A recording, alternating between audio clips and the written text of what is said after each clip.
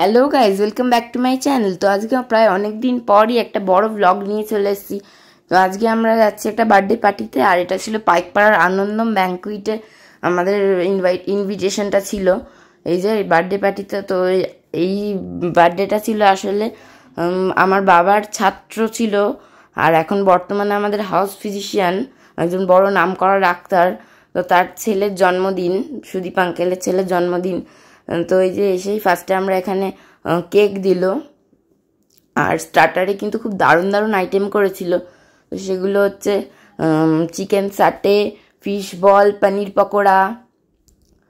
তো আমরা তো সবাই চিকেন সাটেটা খুব ভালো মতন খেলাম, আমাদের কাছে কিন্তু দারুণ লেগেছে চিকেন সাটেটা।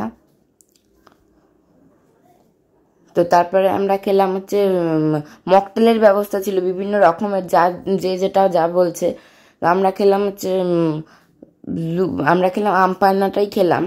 আর এখানে রয়েছে মেন কোর্স। তারপর আমরা বসে গল্প টল্প করলাম, কিছুক্ষণ পর আমরা এখানে ওপরে আসলাম। মেন কোর্সে ছিল কচুরি, আলুর দম, এখানে ফিশ ফ্রাই, তার সাথে স্যালাড আর কাসন্দি আর যেগুলো দেয়। ফিশ ফ্রাইটা কিন্তু দারুণ করেছিল।